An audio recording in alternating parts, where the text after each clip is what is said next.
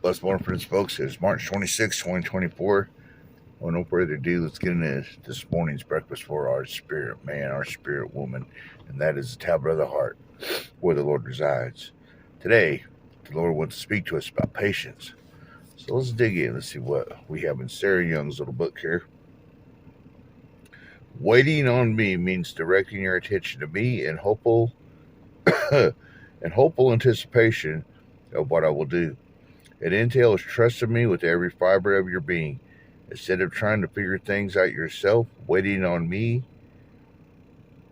is the way I designed you to live. All day, every day. I created you to stay conscious of me as you go about your daily duties. I have promised many blessings in those who wait on me. Renewed strength. Living above one's circumstances, resurgence of hope, awareness of my continual presence. Waiting on me enables you to glorify me by living in deep dependence on me, ready to do my will. It also helps you to enjoy me. And my presence is fullness of joy. Fullness of joy. So joy's in formation. You may not yet feel it all the way because there's a little doubt creeping in. Depression still got remnants. But you keep on claiming Jesus is the name above all names. And you're going to rise above that. And then the joyness is in full. Oh, man, joy's got nuts. Mounds don't. Man, the word is a fruit of the Spirit. And it will bring you joy. All you got to do is pick it up and read it. And if you don't have one, well, then you got scriptures that you know. Like, bang, I can go to love suffers long. Love endures everything. This is how I held on to Annie and I's marriage. In those 6 years, 5 years, man, it was one of the greatest, hardest. It is the greatest trial that I ever fought in my life. In the 6th year, she surrendered and came home. She surrendered to the Lord, and then she came home to us, to the girls, to my mother-in-law, to me, and it was joy.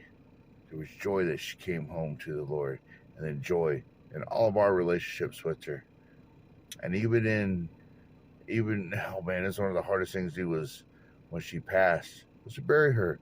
But we have joy because joy complete is knowing where she went, and that is peace that surpasses all understanding. People will say, "Well, whatever," try to analyze me psychologically or try to say I'm some kind of way. No, man, I'm a believer in the word, and joy unspeakable and full of glory is what He wants for us. But we have to be patient, and therefore I have to ask the Lord to be patient with my impatience, to be kind when I want to be mean to people, so that what results is me waiting before I speak irrationally. My mother-in-law touched on this the other day at Cash Full Gospel when she testified, in today's world, it's an eye for an eye and a tooth for a tooth. Well, if you're going to do this to me, I'm going to do that to you. And, you're not, you want to hit them hard and they hit you. But remember, one of the simplest things, you know it, I know it. Vengeance is mine, saith the Lord. Let vengeance be the Lord's. And if you do that, I promise you, He's going to do things that you and I can't. And I noticed that those that oppose me, those that took Annie out of the house for us for them 5 years, a lot of them ain't walking the earth no more. They're gone. And I did not wish that upon them, for I don't wish any kind of evil on my worst enemy. And my worst enemy is over there sad, the half a man that he is over there in Washington, probably trying to manipulate more people because he loves the demon of meth. And meth rhymes with death. Now you chose your path, and I'm going to choose mine. As for me and my house, we serve the Lord. And the Lord is the one that brings us all these great blessings simply by reading the basic instructions before leaving Earth, the Bible.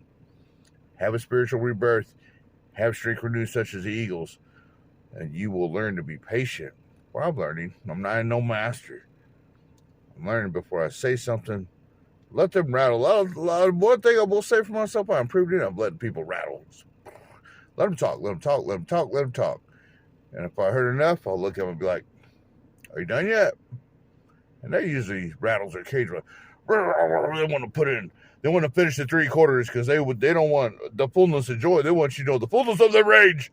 Then when they're done, now if their energy's down, their shield, they don't have a shield in the first place. Then you give them the sword of the Spirit. and it penetrates in their heart. They're either going to walk away or they're going to sit there, but they ain't got no energy to defend themselves. And you've done what you've done. You exhibited the Lord's power of his light that darkness cannot comprehend. That's all you got to do. Let's be patient together, y'all, and let's face this day, March 26, 2024 together. Blessed, your iron journey.